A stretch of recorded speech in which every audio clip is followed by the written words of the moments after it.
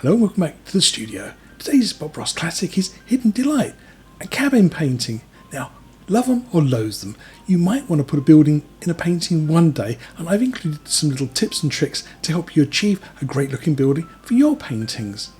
I've also added some special features over to the other side of the painting, and no, it is not a giraffe, but you'll have to see what I've painted, so you'll have to watch all the way to the end. I'm such a tease, aren't I? So, you know the routine. Sit back, relax, cup of tea, something stronger, put up the umbrella maybe, woo, and see how I get on painting this Bob Ross classic, Hidden Delight. So here's my canvas, 16 inches by 20 as usual, and today something a little different. I'll be using some Bob Ross liquid white oil paint for the top section of my painting, and for the lower section some Bob Ross liquid black oil paint.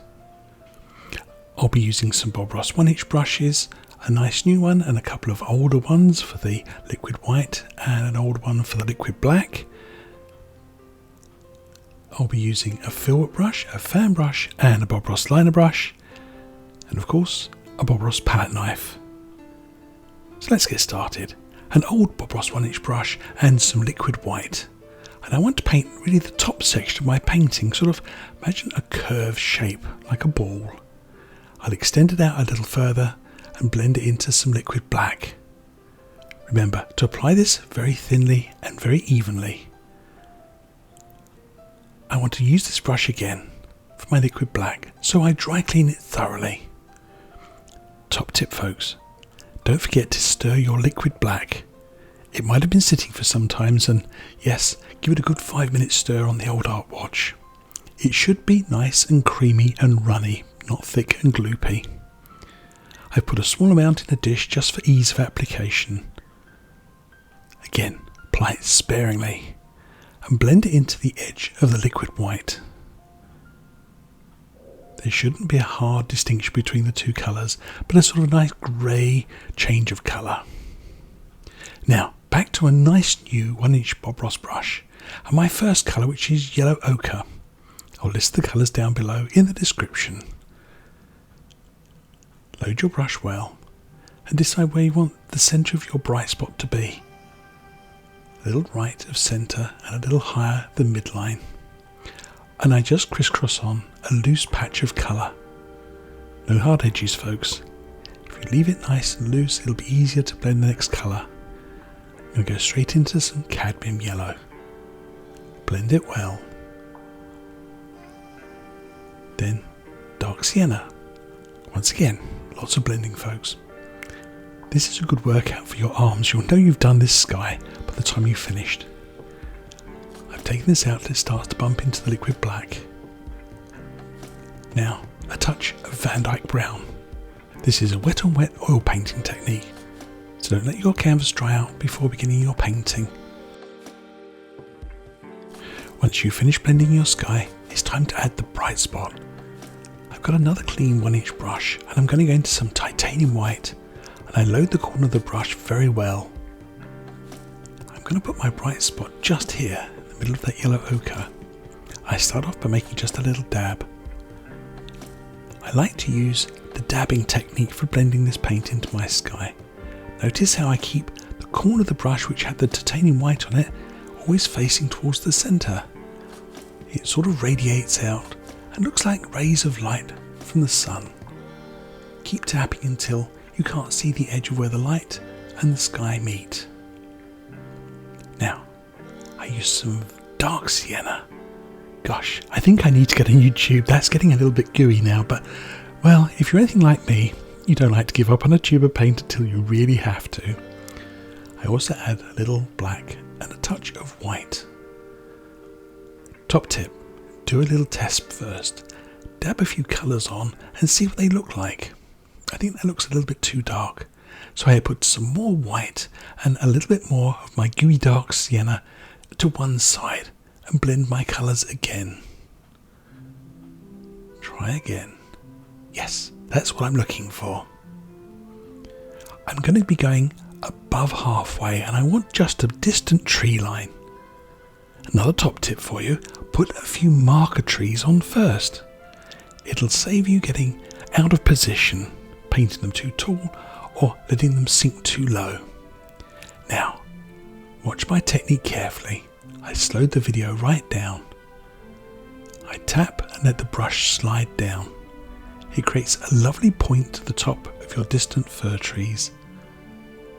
You'll need to load your brush well for this technique. Try to avoid painting around things like the sun here. It looks a little too obvious. I'll go back and extend one or two of my trees. They don't look too regular now. Use your 1-inch brush with some what's left of that titanium white paint to make a nice misty layer. These trees look a bit regular on the left, so again I've changed the shape a little bit. Take a regular step back from your painting. For my next line of trees, I want them to come in just below halfway. I use my brush to make a little mark to remind me where to stop my trees. I use the same colours to mix a darker value and tap them in with the same tap and skid. Sometimes I borrow a tree from the background and bring it to the foreground. Once again, tap the base out well. If you haven't got quite enough paint left in your brush, add a little more titanium white paint. Tap out well. You really want to make a lovely soft misty layer to push these trees way back into your painting. There, I think that looks about right. I finish off with a few gentle upward strokes. This just produces some fine points on the tops of my trees. Now, let's mark out the next layer. I tap on a sort of line with a dip in the centre. I'm going to have a pathway here and it's going to be leading into the background, but I want some trees on the right. I use that same colour from before and load my fan brush very well. Dark sienna and Van Dyke brown, touch of black, maybe even a touch of the light colour too, just to even out the value a bit. Notice how well I load my fan brush. I get it to a chiselled edge. Now I want to mark out the sizes of my trees. Try not to mimic the height of the trees in the background too much. You want these to look distinctly different. Now hold your fan brush at an angle, handle down, on one corner just tap and press. Don't let the brush slide. You want the brush to leave an imprint of the bristles. These look like the pine needles hanging off the branches. Now, if it helps you to get the right shape and proportion for your trees, try this technique. Add a few touches of paint on the brush and grow your branches a little wider each time. This will keep you on track and stop your trees growing too wide too soon. A nice cone shape for my tree. I can go back and fill in the centre line, staying within my guideline branches. Just another way of painting fir trees. I'll drop the other ones in. Now, let's think about putting a tree over on the right. A bit too faint, I think. I'll darken them up slightly.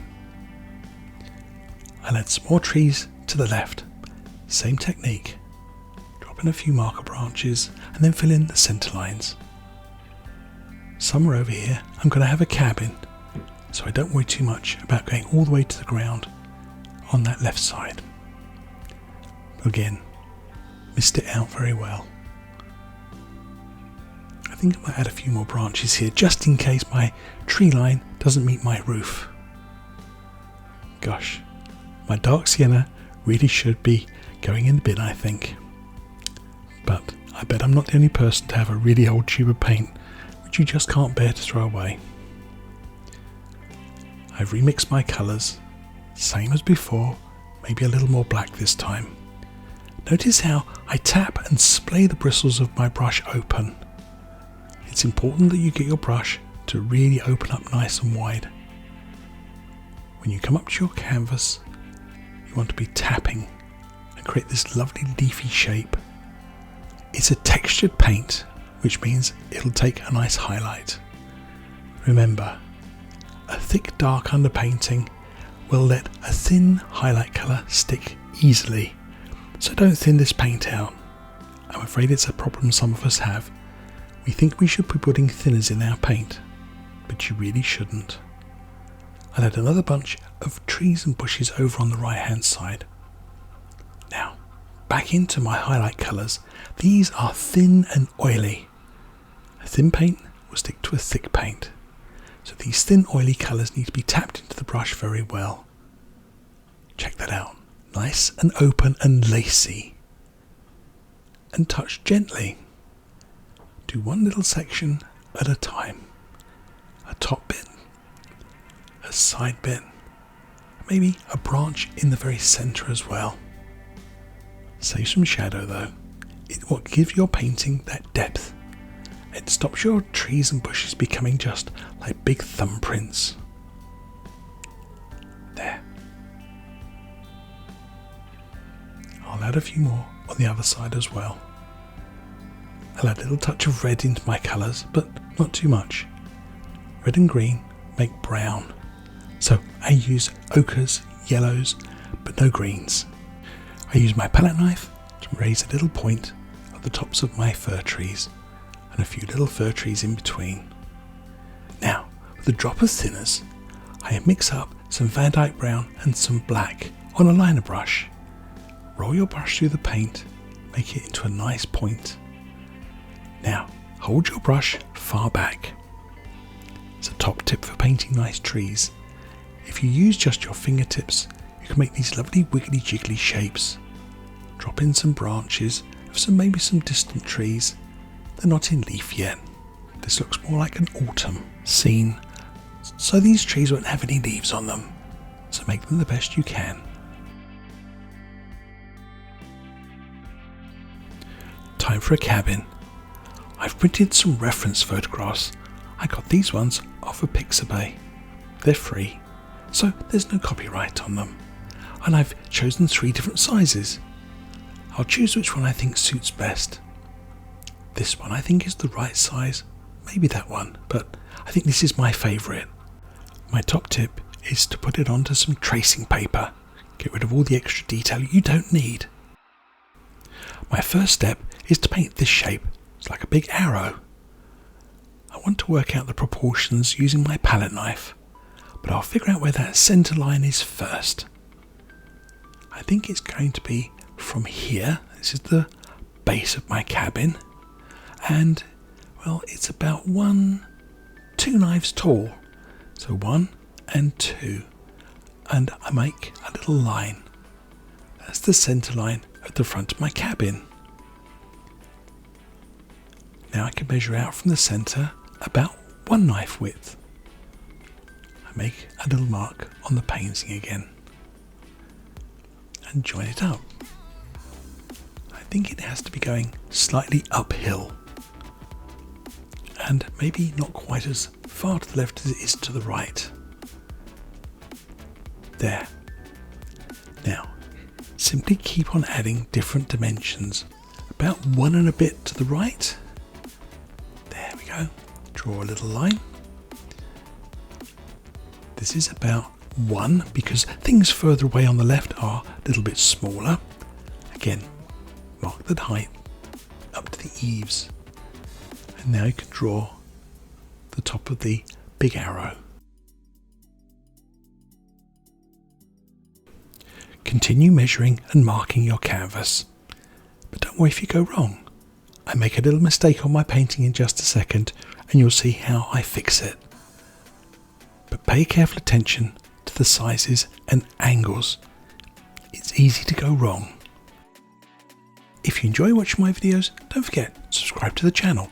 That way you'll be informed as soon as I release a new video. Give the little bell a ring as well. If you want to do more, you can even buy me a coffee. I spend all the money on more painting supplies. There's a link in the description below. Thank you. I stood back and looked at my cabin, but I can see there's a problem.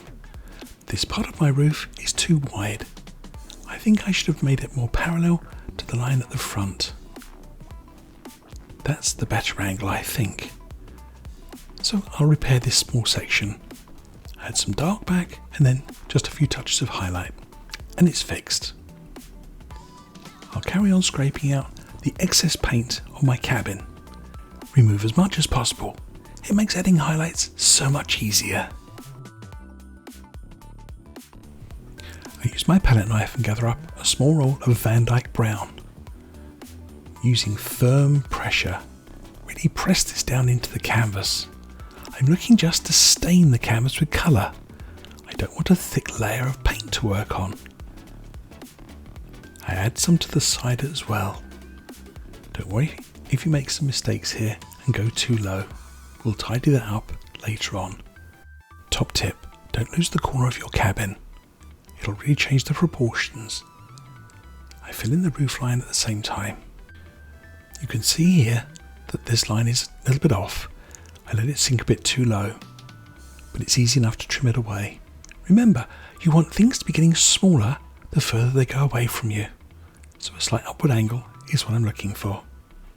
Next I'm going to make a marble mix, browns and light tones. I'll even add a little bit of yellow ochre and maybe a touch more of the darker browns. Blend them gently, but don't overmix them. If you do, you'll end up with a flat caramel brown colour. I want my cabin to look like it's made up of old boards. Maybe a little brighter on this right hand side. Touch and just gently drag the knife down. You can see I'm barely holding this knife. I'm using just my fingertips to hold it. You can sit and play with your cabin till your heart's content. And if it goes wrong, just scrape it off and start again. I think I spent about half an hour highlighting my cabin, adding planks, taking things away. Incidentally, as I said, don't lose that corner, and I add an extra dark shadow there to make it really stand out. I use a little tiny roll of Van Dyke brown on the edge of my palette knife just to touch in a little bit of detail. I want my cabin, as I said, to look like it's made up of old planks. This is quite a rustic building, so it doesn't need to be perfect. Now, Van Dyke brown and black together.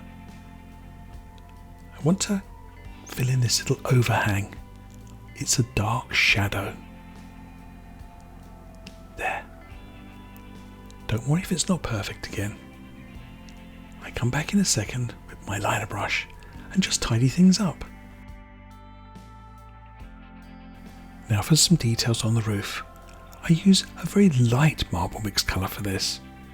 I want to indicate that there are maybe old shingles, or maybe this is an old corrugated roof. I think it's quite bleached. The sun's been beating down on it for many seasons. So I just tap. The painting will take what it needs and give me back the rest. I save a little dark here and there for some later details. Don't forget, add a little suggestion of highlight down this edge as well. Let's add a doorway to my barn. For this, I simply scrape off some of this paint. I think that's a little bit short, let's make it a bit taller. And I simply use Van Dyke brown and black on my palette knife, just darken it up. I also use a little bit of that light highlighting colour from the roof to add a frame. I think this angle is a little bit too steep. I'll fix that later on. Now, time for a clean up. You've seen me do this before on my other paintings. It's a good idea to stop once in a while and tidy things up. Now, time for some more bushes. I've gone into my dark sienna, but this time with a little bit of alizarin crimson. Just as before, I use a nice open brush to do this. I'm creating texture, tapping and filling in the area as I wish. Vary your colours here and there so it's not too uniform. I'm leaving the centre section open for a pathway. Here I'm adding a shadow colour, a little more Van Dyke brown. Now back to my nice brush for some highlights. Notice how I push into my paint and spread the bristles apart. Touch gently. No pressure on the brush at all, but careful it doesn't get clogged up. I'm going to add these last few bushes, but it's already starting to feel like my brush is not working as well as it did. Before I clean it though, I'll add a path. Load my filbert brush with Van Dyke Brown and dark sienna, and hold it like a stick in the palm of your hand. Think about how this path has had wear and tear over the seasons. It probably has a bit of a dip in the centre and rises at the edges a little more. Make sure you stay fairly level with this. Oops, there's another chunk of that dark sienna colour. There. I make sure my path fades into the distance. Now for some highlights. I don't know why it works, but a little phthalo blue, a little bit of yellow, and some dark sienna, and well, basically anything you fancy goes. But the blue colour makes a nice change. I gather up a small amount on my filbert brush, and again, with the same light pressure that I used to paint my cabin, I just drag the brush across the surface of the path. Save a little dark here and there. Remember where the light is and where the shadows would fall. There. I think that's about right for my cabin, and I'll add a few more touches to my path. I'll add a few little light spots here and there for the setting sun. Perfect. My painting is really coming along well. I think this little bush needs a repair. I touched it when I was doing the path, but my brush doesn't feel so nice suddenly. Let's have a better look. See how it's getting all clogged up and the bristles are stuck together? Well, hey presto. In a blink of an eye, it's been cleaned. Top tip, give your brushes a nice clean on some paper towel regularly. It'll keep them nice and fluffy, open and lacy. Now time for some more highlights on the other side of the path. I used my fan brush, I dry cleaned that as well, to pick up a small amount of highlighting colour, some yellows and greens, and just where the path runs under the bushes, I like to add a few little weeds. Perfect, it just softens those edges. I'll also add a few little bits of ivy on the side of my old cabin. As you can see, just follow the line of the boards up. Make sure your paint is nice and oily. It'll stick very well. I'll even throw a little bit of moss on the roof. So here's my painting so far, and I really like it, but this side needs a little more attention. It's a bit too open. Now in Bob's original version, he had some big trees there and he painted the trunks with a fan brush, and I gotta say it wasn't my favourite feature. But Bob always says, it's your world. So it is, and I'm going to have a nice fir tree there. Now, one of the suggestions from you lovely subscribers is to put some yellow flowers into a painting. I think you wanted a field full. Well, I can't quite give you a field today, but I'm definitely going to put some little yellow flowers into this painting. So sit tight, watch to the end, and see how we get on completing my painting. I'm adding a big fir tree to the side of my painting, as I mentioned. This really helps balance out the painting. I use the same technique as before, adding a few marker branches and then filling in the centre line. It really does make painting fir trees so much easier.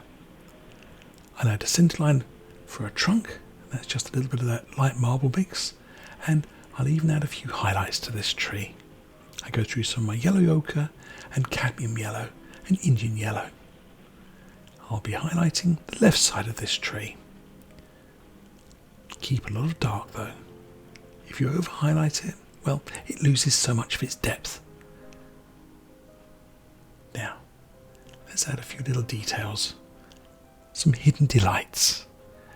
A little touch of sap green and cad yellow. And tucked down here, between the bushes, a little flower is coming into bloom.